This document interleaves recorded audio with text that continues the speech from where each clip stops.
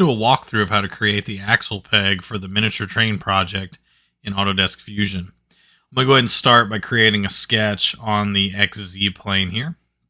I'm going to go ahead and draw a vertical line from the origin up. And I'm going to go ahead and right click and say OK to stop drawing lines. And then right click on this line and turn this into a center line. And I'm going to left click off to deselect that line. I'm going to grab the line tool once more and I'm going to draw, starting from the bottom, the profile. And I'm going to go ahead and draw a profile that kind of looks like this. And I'm going to right click and say OK. Then I'm going to take the line tool and draw from the end of the center line, kind of like this. And I'm going to purposely leave a gap here between these two lines. And we're going to go ahead and add some dimensions in this case to kind of make this happen. I'm going to go ahead and grab the sketch dimension tool. And from this line to this line is going to be a distance of 0.125. And that's going to scale our sketch a little bit. I'm going to right click, say cancel. Go ahead and drag this over just a little bit more so that way we can see what's going on.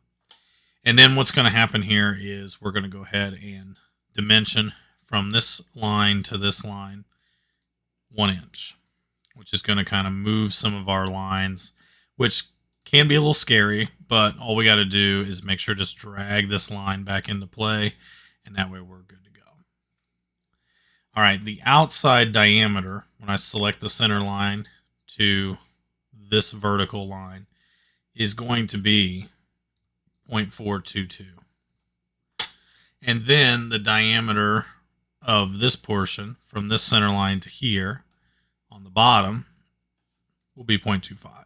So you're going to see that our lines are going to start to adjust, and we're going to get some of these little pieces. In fact, if I grab this line now has a value of 0.031 for the length. So all I've got left to do is I'm going to go ahead and go to Create, and I'm going to go to Arc and choose 3-point arc. I'm going to click on the endpoints of these two lines, and I'm going to go ahead and add the curve, and I'm going to purposely get it where it kind of looks a little bit kind of flat like this. And I'm going to go ahead and grab the sketch dimension tool, select that arc, and that radius is going to be 0.236, and you're going to see that the arc is still going to stay blue. If you look at the center point, this is what's going to cause that to happen. So I'm going to grab the coincident constraint up here, select that center point, and then I'm going to select the center line, and that's going to now fully constrain that arc for our axle peg. And that's going to be what we use for our techniques for any of the other pegs that are here in this miniature train. I'm going to go ahead and finish the sketch. And I'm going to go ahead and hit the revolve command. And it's going to automatically create our axle peg here. I'll go ahead and select OK. I'm going to go ahead and select the create sketch option and select the top. We need to have a hexagon being drawn. So I'm going to go ahead and hit create. Go to polygon, and I'm going to do a circumscribed polygon here. I'm going to go ahead and click in the center and go ahead and place just like this. Now what's going to happen here is I'm going to grab the horizontal vertical constraint, select the line there just so that way that it keeps it from rotating. And here it says we're going to go 5/32 across the flat. So I'm going to go ahead and select sketch dimension, click across two of the flats. This is going to be 5/32.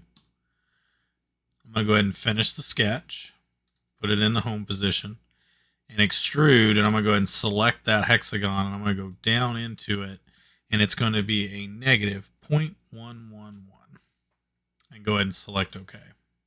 All right, the next thing we're going to take a look at is we're going to go to Modify, and we're going to go to Chamfer. And I'm going to select the bottom edge of the cylinder, and I want to go ahead and keep the 45-degree angle if we need to, but 0.03 is what we're going to do to put a little chamfer on this, just so that way that it can be inserted in there. Okay, I'm going to say, I'm going to click OK on there.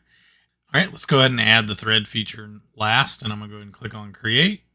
Choose the thread command. I want to choose toward the bottom of the cylinder to add the threads. I want to uncheck full length, set in a value of 0.75, check the modeled box, and make sure that I've got a 1/4 inch 20 UNC, and just select OK. And this right here will finish out the axle peg for the miniature train project.